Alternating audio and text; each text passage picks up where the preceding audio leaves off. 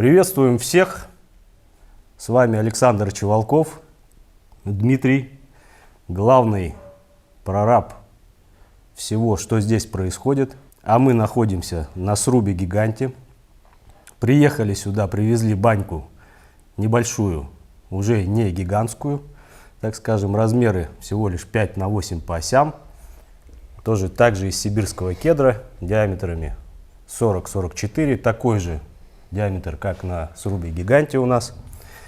Вот. И с внешней стороны у нас как бы запрет маленько на то, чтобы снимать, поэтому пройдемся внутри. Дима нам расскажет, что здесь было сделано после того, как мы закончили сборку. А закончили мы ее почти 5 лет назад, то есть это было осень 2018 года. Вот, то есть осенью будет ровно 5 лет, можно сказать, юбилей. Поэтому сейчас пробежимся внутри. Вот, что-то, тут много чего интересного. Все капитальное, сразу скажу, все такое прям очень настроено на то, чтобы максимально хорошо сохранить дом. Вот, эту жемчужину, так скажем, которая здесь, на этом участке находится. Вот, ну вот, начнем. Вперед. Ну вот, Дмитрий, расскажите нам, пожалуйста, что здесь такое, да, и для чего? То есть это все конструкции, вот эти вот шланги какие-то, трубы проложены, что это? Коммуникация инженерная, это для отопления, водоснабжения, канализации, электрики, слаботочки. Многое очень в составе пола будет находиться. Сейчас это все, основные магистрали смонтированы, подготовлено для выполнения конструкции пола. То есть будет заливаться как бы там все это? Да. Угу. На подложку из утеплителя стяжка, потом уже чистовое покрытие. А вот это металлическая? А это металлическая, она пристроена к срубу. Да, что это? Это, ну, скажем так, продолжение помещения. Оно находится под единой крышей со срубом. Угу. Вверху видно домкраты, чтобы можно было здесь опускать крышу точно так же, как она садится вместе со срубом, потому что стальной каркас он усадку не дает. Угу. То есть это просто эркер, да, я так понял, ну как терраса? Ну не терраса, скажем так, пристрой. Да. Пристрой, продолжение сруба. Вот это все помещение, это будет некая такая большая столовая, а здесь будет находиться зона оборудования, барбекю. Вот. Поэтому ее вывели из деревянных стен. Ну а там это вообще вентиляция или что это? Или это для, чтобы выходили Это дым для, там? для дымоходов и для вентиляции. Ага, вот уже проясняется. Про окна расскажи, то есть у кого брали, есть информация, что за окна? Металлические, деревянные, именно вот эти вот. Алюминиевые. Алюминий, да? Да. Рейнерс. Открываются все, да, тут все как полагается. Ну, конструкции очень теплые, потому что наблюдения зимние показывали, что не промерзание, ничего, даже при таком не очень интенсивном отоплении. Очень качественная светопрозрачка. Когда отопление полностью уже включилось максимально? В 2019 году, наверное, через год, потому что в 2018 перед зимой вы закончили монтаж, сборку коробки. Угу. В декабре, в январе были смонтированы обсадные коробки в проемы оконные. И на следующий год были смонтированы светопрозрачные конструкции, была завершена крыша, и все, и осенью было подано отопление в помещение по временной схеме СТДшками вот такими. Угу. Вот Первые годы вот этот вентилятор, тепловентилятор, он подает, дует, да? И сколько таких? 3 штуки на весь сруб, я сейчас объем не скажу, но очень огромное помещение. в основном работало только 2, потому что если 3 включаешь, жарковато было. А так, первые годы, когда сруб свежий был, никакие ни стыки, ни швы, ни перерубы, нигде ничего не продувалось, было все отлично. То есть при таком нормальном утеплении кровельном и энергосберегающие стеклопакеты в конструкциях светопрозрачных, эффект очень такой существенный, теплопотери минимальные. Ну, а ты говоришь, Плюс мы первые 2 года. находимся на плите, а там вот эта холодная часть плиты, а внутри сруба плита изнутри с помещений тепло забирает, тоже немножко отдавала сюда вовнутрь. Ну да. Что ты спросил? Я говорю, ты говоришь первые 2 года, то есть вторые уже года не так было тепло, Ну, то есть что-то начало нет, тепло, высыхать и выходить. тепло нет, никуда не девалось, просто начали появляться, по-моему, в 2 или в 3 местах, ну, возможно, из-за какой-то незначительной неравномерности усадки, продуваемые швы. Вот один точно на 2-м этаже ремонтировали. Ну вот я Она- скажу просто здесь, вот даже вот здесь сразу видно, вот на этом перерубе. На одноэтажной части вообще отлично себя ведут стыки. Вот, то есть здесь у нас растрескивание, рассыхание происходит, это классика, да, то есть по пазу бревно снизу лопается и сохнет, соответственно, туда, и поэтому здесь большие трещины, соответственно, туда тоже выходит на самом деле. Вот в эту зиму, уже 5-й год, вот такие протрескивания, на них обратили внимание, вот, которые совсем большие. Бревно, оно же наружу только столько же выходит. Вот эта трещина, она сквозная на улицу. Да, ну еще особенность расскажи, то есть что было при хорошем дожде, даже вот я приехал, и тут у вас гроза была такая мощная, косой дождь, ну, дом на высотке находится, вот, и я так понял, что протекло даже, тут лужи были, да, то есть настолько именно вот этот вот прямой Вот оказался. на одноэтажной части не было такого явления, потому что нависание крыши, карнизы кровельные, у них вынос очень существенный, там, до 1,70 м. Угу. А вот там, где двухэтажная, Да, где высокая стена да, панорамные, и такие крыша очень высоко, двухъярусные окна. да, там по трещинам, которые сквозные, водичка пришла вовнутрь. Примерно, ну, где-то 5 венцов пропустили воду. Угу. Это был очень сильный ветер и дождь, прямо такой могучий ливень. Добрый, да, Да. там прям все за это залило, я видел. Ну, герметик, видимо, да, Ну спасет положение. Да, уже начали готовиться. Завтра работы начинаем по подготовке стен для герметизации. Отлично, отлично. Ну, пойдем дальше, рассказывай, что тут у вас, на какой стадии. Ну, коммуникации вот заложены. Когда будет заливка происходить? То есть вообще, когда, так скажем, планируется сдача или что-то такое подобное? Ну, насчет сдачи пока трудно сказать, потому что конструкции интерьерные неимоверно сложные. А что там такого сложного? Что там такого сложного? Да. Ну, потому что дизайнеры никогда ничего простого не делают. По поводу сдачи сейчас говорить преждевременно. Сейчас еще не все участники подобраны. По индивидуальщики имеется в виду. Ну, слушай, скажи, вот все уже тут идеально сухое, а шлифовка, да, шлифовка, покраска внутри, вообще когда планируется? Вот те стены сейчас на стадии финальных согласований архитектуры интерьеров. Мгм. Ну и после этого начнутся работы по отделке. Те стены, которые остаются открытые, бревенчатые, там особый подход, чтобы он имел такой очень красивый эстетический вид, такой вот прям деревянной рубленой брутальности.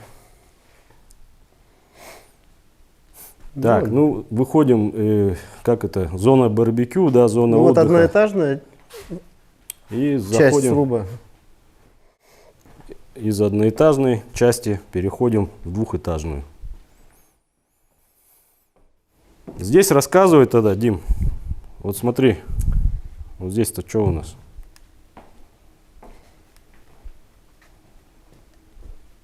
Здесь протеска, вот что-то вот, да, вот такое вот слева. Это для внутренних конструкций, чтобы они компактно вписывались и горбушки бревна круглого не обходить, не оставлять пространство за конструкциями. Специально выполняли заранее во время, до монтажа протесывали. Ну да, мы размечали на месте, и потом все это, как говорится, уже по проекту. Да, все вот эти все комнаты протески по стенам предназначены для того, чтобы какую-то встраиваемую конструкцию. Но она также, то есть все это в интерьере было, оно изначально также остается, да, сейчас? Или опять переигралось что-то? Примерно так же. Угу. Так, вот эти окна, где вот у нас сейчас мы будем их смотреть, это уже наши ребята делали обсаду, да, я так понимаю? Да. А установка самих окон? Установка самих окон — это силами заказчика. Ну, силами заказчика понятно. Компанию назовешь? Кто делал? Сам заказчик делал. Сам заказчик делал? Ну, да. Своими силами. Да ладно. Окна? Не подрядчик. Ну, а что там? Дерево, расскажи, металл, что это? Что окна серьезные? Алюминиевая конструкция, а снаружи декоративные деревянные накладки. Сама поверхность, массив дерева. Расскажи по вот этим вот большим перерубам, да, высоким. Как-то вы обратились ко мне где-то года через 3, по-моему, насчет того, что у тебя пошло, ты говорил, отклонение наружу. Ну, небольшое, но пошло. И ты спросил, что делать, надо ли укреплять, да? Да. У самой стены отклонение, я сейчас не помню, сколько оно там составило, ну, такое существенное.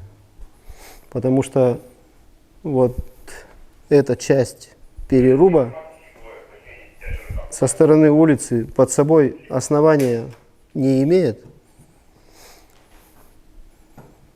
То есть крестик, грубо говоря, стал как-то туда наклоняться, да? Совершенно верно. Хотя вверху перекрываха есть, то есть с основным срубом он у нас перевязан.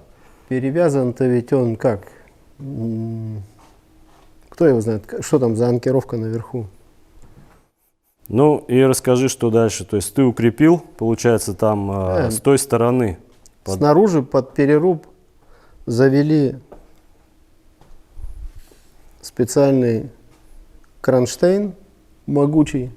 На него поставили мощный домкрат,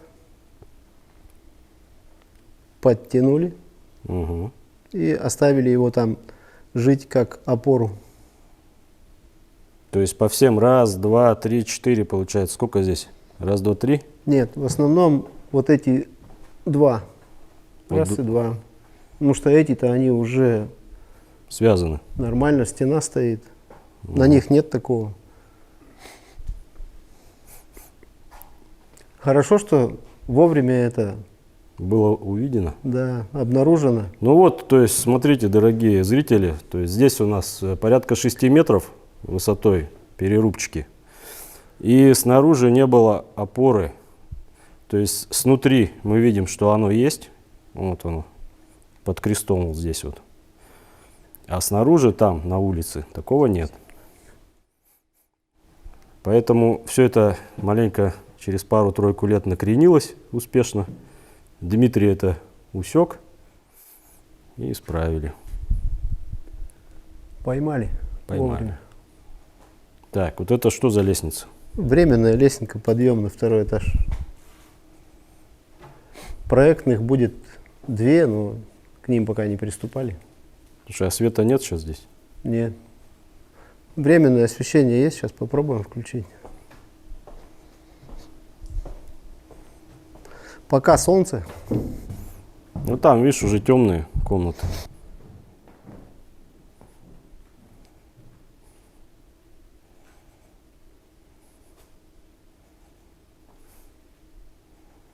Угу. Маленько что-то есть.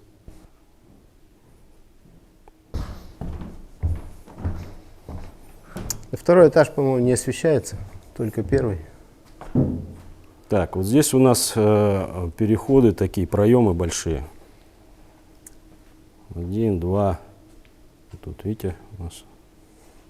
Витя, приветствую. Да, пространства объединены огромными проемами. Они, то есть это не двери, да, или все-таки будет закрываться? Ну, как под Не дверь? все.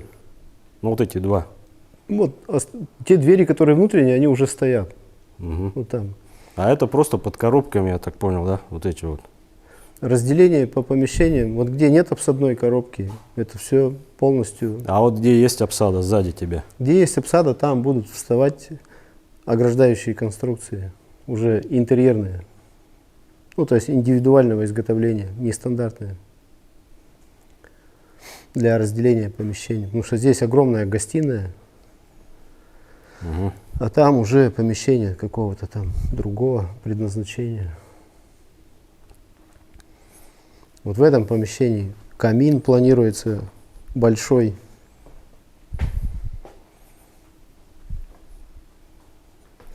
Угу. Дровяной. Так, ну хорошо, пойдем, наверное, если что, вот туда вот зайдем. Вот там у нас тоже какие-то что-то интересное. Это вот что за морозильная установка? Воздуховоды из винткамеры сюда Это привели, которые будут уходить дальше в вентшахту выше крыши. Это из сруба именно вентиляции, или же это там что-то под нами же тоже есть, получается? Есть. То есть это оттуда? Под нами венткамера находится. Венткамера это что? Да. Там, где установлено вентиляционное оборудование для обеспечения общедомового воздухообмена. В основном это монолитная часть здания, Угу. потому что здесь таких два. Вот одна Они здесь, группа они здесь на постоянку будут или будут убираться потом? не будут убираться, они уходят там же сверху. Сверху вентшахта на крыше. Какие-то воздуховоды здесь, они пришли магистральными, приточка и вытяжка. То есть здесь будет развита сеть внутри сруба для притока воздуха и вытяжки. Угу. Это Ну, вот вообще, как- на самом деле, сруб же не нуждается в подаче принудительной вентиляции. Я так понимаю, что это же он сам дышит. Ну, это же чересчур условно, что он дышит. Почему? Почему? Да. Ну, такова физика. Ну, вот в деревнях, допустим, в домах в деревянных В довольно домах деревянных хорошо дышится. дышится хорошо, но там работает оборудование типа камин либо печь. Тоже воздух точно так же приходит через продухи какие-то.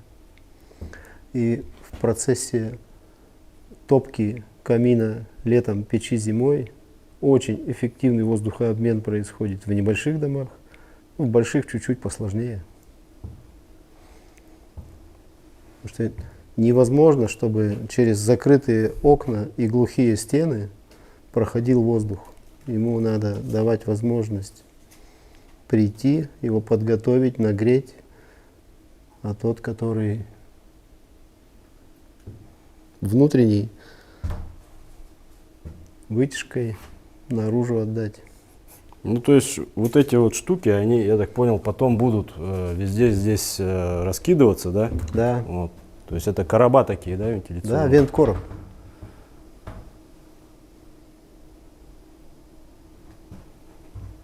Все, погнали дальше. Вот там. Что у нас следующее? Тоже какое-то помещение, выход в другую Ты, часть. наверное, даже и здания. не знаешь, какие тут комнаты, для чего. Не, да? я на памяти этого не держу. Предназначение этих комнат.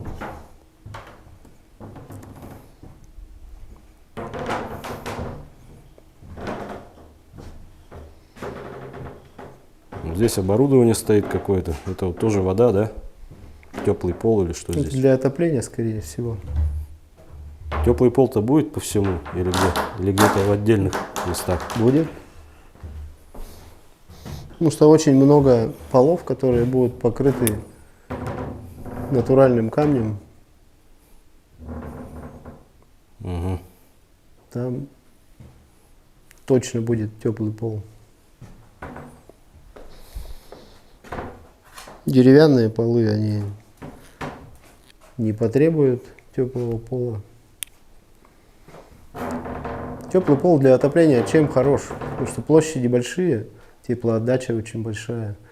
Меньше нужно ставить всяких приборов отопления. Под А окна. пыль? В основном Пыль, то, по- что говорят, с теплых полов именно поднимается больше пыли. И не знаешь такую версию? Не знаком с таким явлением точно. В этом доме пыли не будет. На балкон.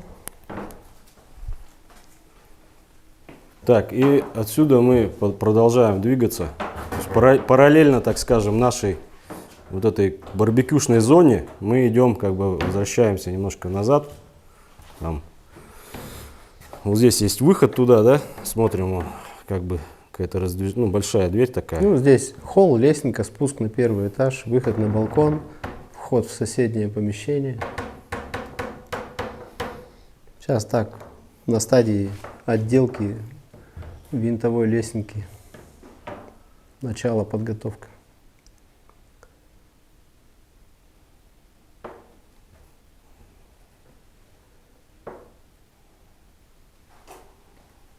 Так, и здесь мы в цоколь, да, пойдем, соответственно. Да. Но мы-то не пойдем, я просто... А там сейчас заблокировано. Да. Прохода нету.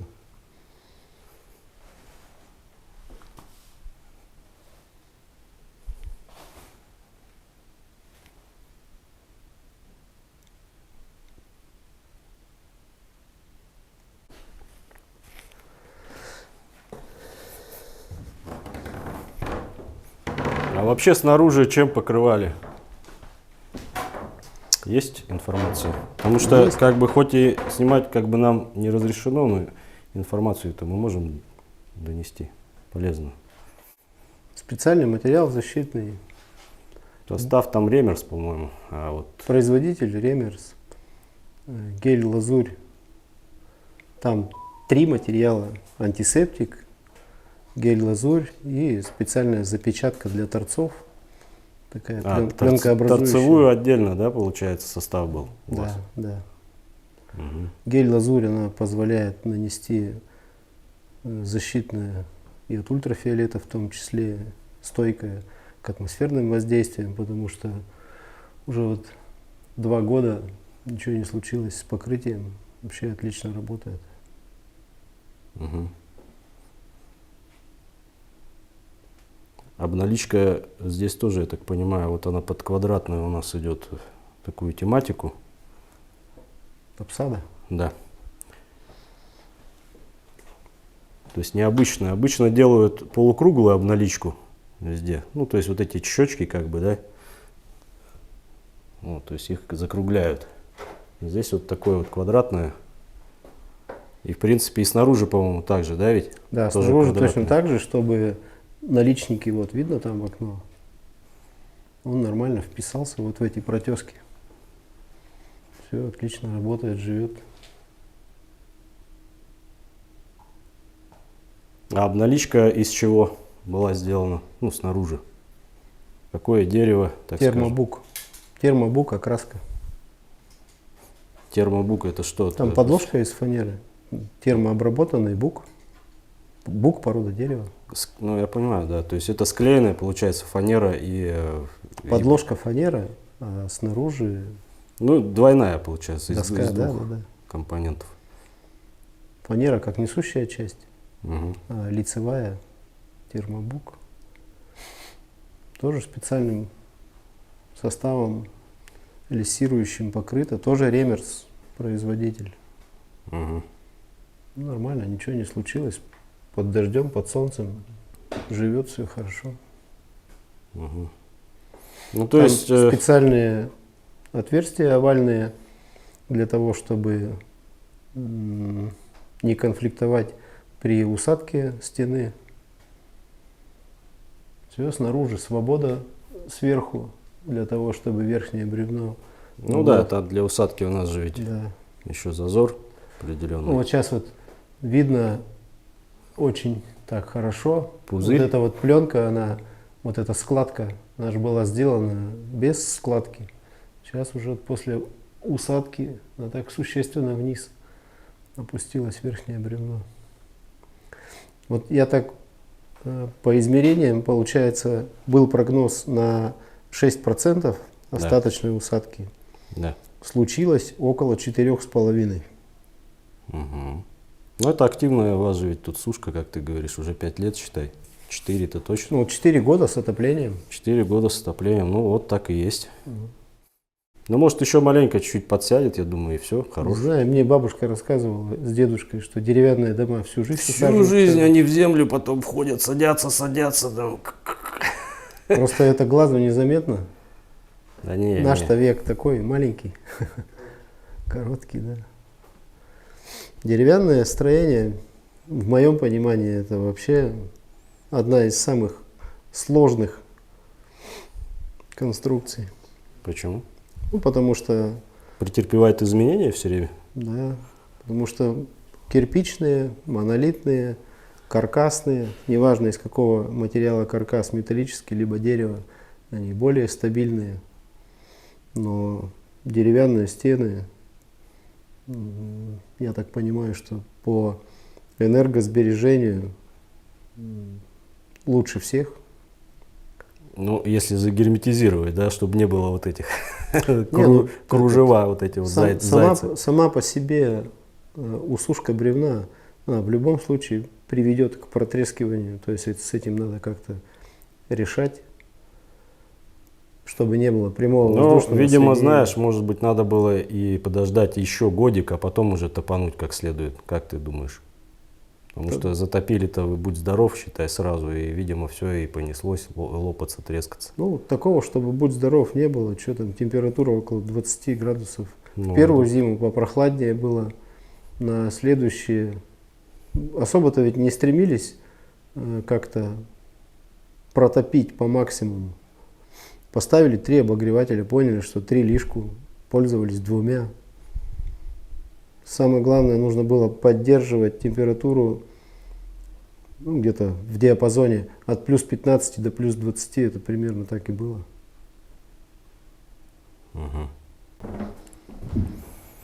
Слушай, а что балки ничего не утеплили, вот как есть, так оно там и есть? Что не стали делать? Утепление там. Для чего? В каком месте? Ну вот между балками-то что у нас будет? Тут же, ну, как она, звукоизоляция должна быть там, прочее, прочее. Сейчас пока не приступали еще к этому, конечно, будет. Обязательно будет. Угу. Сейчас пока только несущий каркас из балок, который был в составе самой коробки сделан, больше-то ничего. Это же сейчас набросаны доски только для того, чтобы можно было ходить, так, временный настил.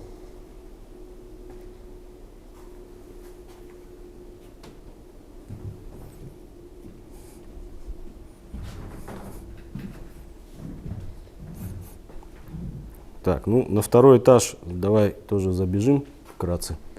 Посмотрим, что там.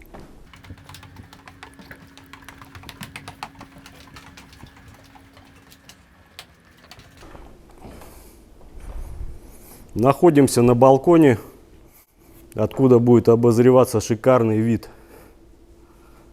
на красоту природную.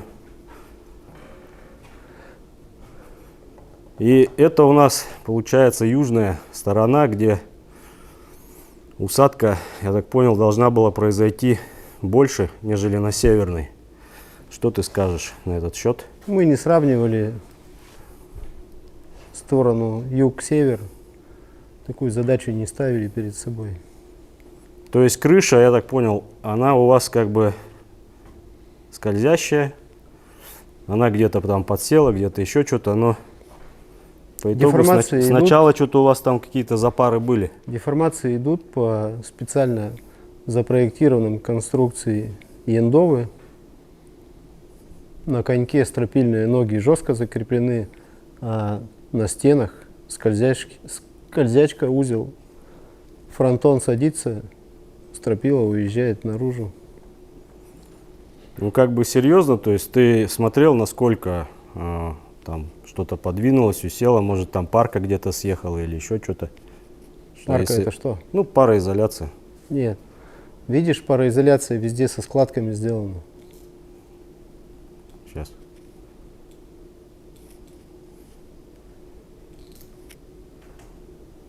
Вся целая. Такая нормальная, серьезная складка, специально сформированная. На усадку, да? Да, специально для усадки. Угу. То есть как бы вообще никаких проблем и где-то что-то, чтобы там подорвало, пошла утечка, Не было. такого не было. Не было. С крышей проблем не было. Угу. Отлично. А то все говорят, южная сторона у вас там, она просядет, у вас все порвет, капец там, что вы Если делаете? вовремя предусмотреть, где какие будут подвижки, и создать конструкции, которые обеспечат неразрывность какую-то, целостность, контуры, пароизоляции, гидроизоляции, нормально все будет. Угу. Сначала яндовы были сделаны по временной схеме. Зачем? Сборка яндов по временной схеме позволила порядка 3 года, когда интенсивная усадка происходила, Угу. крыша, когда сильно сползала вслед за усаживающимся фронтоном. И потом, когда уже стабилизировалась, мы переделали А на временная, постоянную она схему. почему, то есть как бы жесткая, ты говоришь, сделали? Стропила закрепили. Стропила жестко закреплена только на коньке. То есть временная кровля у вас тоже была, да, получается? Нет, поскользящая? временная кровли не было. Кровля была сразу постоянная, но узел в яндове был собран по временной схеме. А сами скаты были сразу сделаны на постоянку. А временная схема, ты можешь в 2 словах объяснить, в чем заключалась? Там были специальные нащельники металлические, один над другим, которые позволили смещаться 2 скатам навстречу друг другу и обеспечивать надежную гидроизоляцию. Угу. Сам кровельный настил, покрытие какое? А здесь крыша декоративная черепица снаружи, а основную роль гидроизоляции выполняет под ней битумный наплавляемый ковер на фанерном основании. То есть как бы основную роль играет именно вот этот ковер, да, защитный. Да, битумно наплавляемый ковер. А черепица так декоративная, то есть. Но мы, она- кстати, наблюдали, как работает черепица во время дождя. Почти вся вода по черепице уходит. Мгм. Интересно. Ну, А даже декоративно где-то- это просто производитель заявляет, да, типа, что не надейтесь. грубо Нет, говоря. просто это нормальная стандартная схема, когда такая черепица беззамковая. То есть у нее нету такого, вот как, например, на глиняной черепице,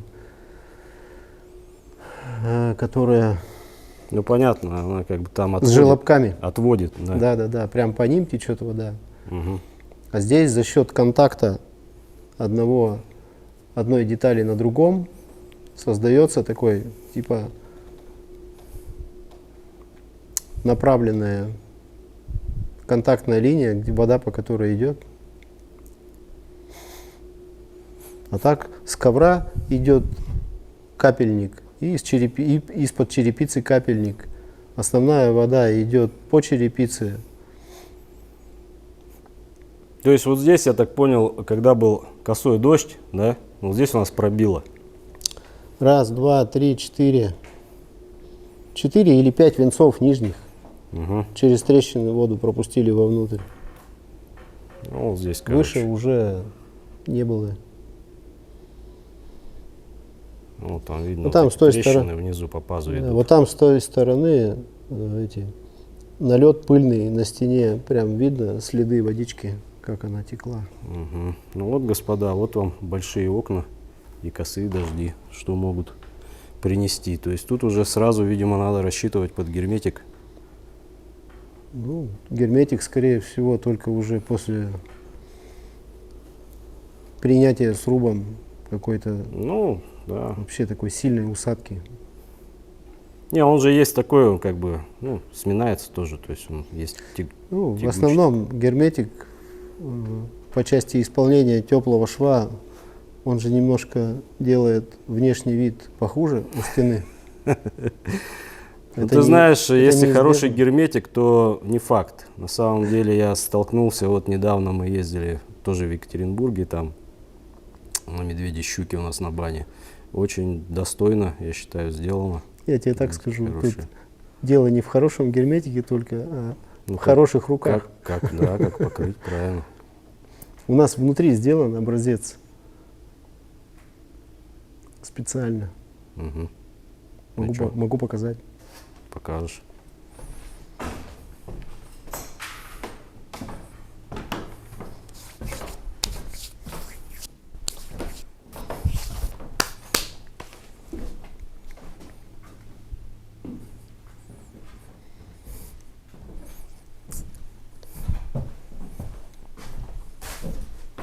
То выходим на балкон. Да, лоджия. Лоджия застекленная. Тоже теплые стеклопакеты, она будет отапливаемая. Угу. Тут уже сделано перекрытие теплое. Этот образец был забракован и не согласован из-за контраста более темное бревно, более светлый шов.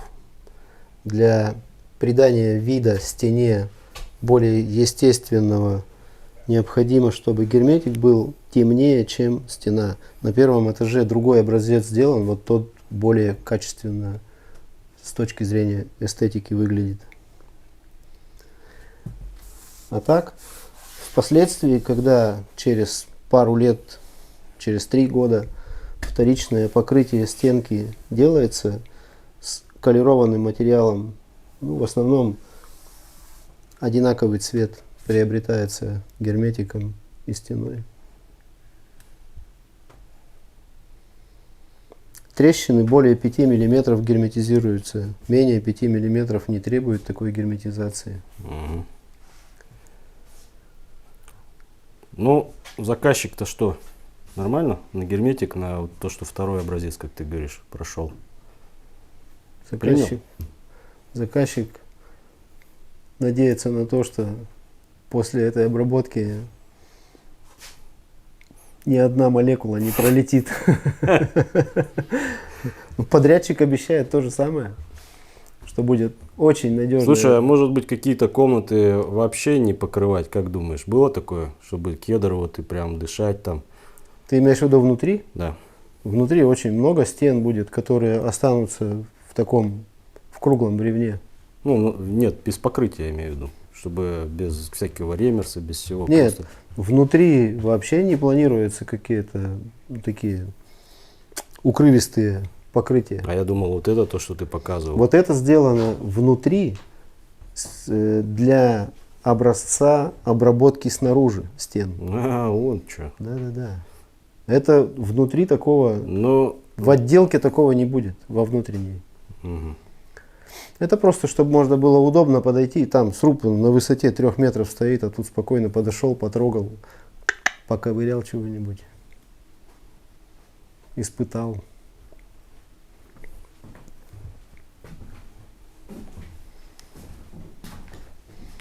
То есть здесь еще будет решаться, чем покрывать, какими внутри, да? Внутри, скорее всего, останется много стен с какой-то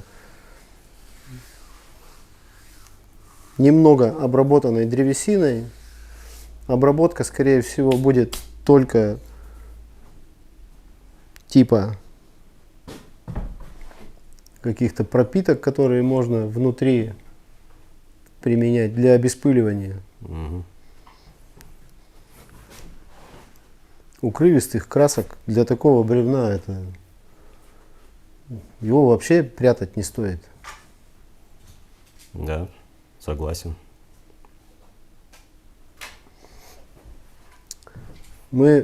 Один раз я из остатков бревна в машине чурку сутки провозил. У меня запах в машине кедра 3 дня потом жил. Ну, хоть приятно пахнет. Очень. Слушай, хозяйки, скажи, вот женщины же тоже будут смотреть там и ну, что, как хозяйки это все, вот эта вот тема Про что? сруб, дом вот такой большой, все дела, вот, то есть как она к этому отнеслась. Ну, я, правда, знаю уже ответ, но ты тоже вот скажи. Большой сруб это очень хлопотно. А она мне сказала, что очень понравилось. Нет, он, конечно, такой прямо вот притягивает чем-то. Ну, хлопотно это вот для, так скажем, кто будет бегать, убирать все время. там, Дело это даже же- не в том, чтобы бегать, убирать. Надо так конструкции все создать, чтобы они позволили стене усаживаться. В строительстве не просто по окнам, по крыше. По крыше вообще вопрос такой. К ней надо серьезно относиться, потому что это одна из самых главных конструкций над домом.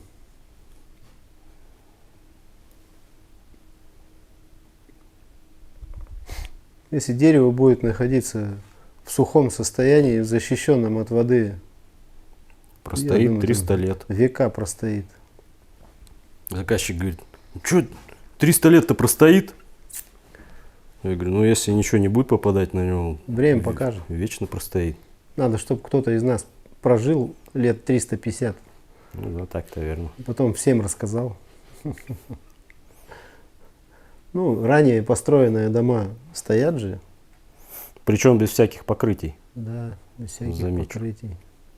ремерсов там и прочих. Ну, ультрафиолет, конечно, шарашит. Это там же в основном выгорает. ультрафиолет создает темную поверхность, Ну, выгорает. то есть там. вода и Мягкие слои выгорают. вода и солнце. Ну да. А так, чтобы какое-то глобальное выветривание у древесины. Древесина это вообще очень надежный, крепкий, долговечный строительный материал. Он, по-моему, со времен царя Гороха и по сей день. От него никто отказываться не собирается, точно не собирается. Во многих странах применяется дерево в строительстве, просто в разных видах. В виде сруба это один способ, который делает вот прям такой притягивающий к себе эстетический вид. Не знаю, я парень деревенский, мне все нравится в этом срубе. Спасибо. Так, ну, пойдем, наверное, вниз. Подойдем, пока еще время есть, к нашему новому срубу. Так, я так понял, что здесь уже, в принципе, пока вся информация она уже дана, основная. Или еще что-то есть сказать у тебя нашим дорогим кедроманам, срубоманам? Как, что делать, может, что, уже 5 лет, считай, тут с Мы этим в срубом. В этом срубе особо-то Ну, он, конструктив-то у него простой, просто коробка, грубо говоря, и двухскатка. ну да.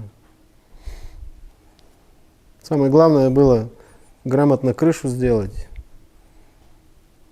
и качественно конструкции светопрозрачные установить, чтобы контур был тепловой, надежно защищен. А так уже тут можно импровизировать внутри с отделкой кому как чего угодно.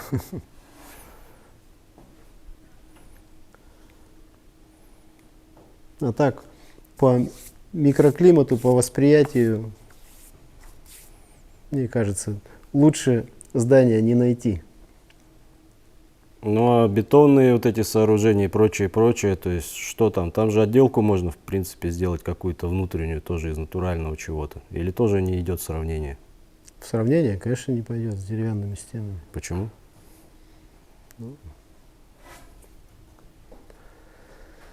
Долго, наверное, объяснять. Я не академик в этом плане. Ну, в двух словах своими, просто своим, как говорится, языком скажи, что там. Любые каменные монолитные дома, это немножко с отделкой попроще. Стоит, не шевелится, геометрически не меняется. Ну да, Ну, как создал, так и все и будет. да. Самое главное, качественные материалы применить снаружи и внутри. А сруб это такое какое-то некое живое существо.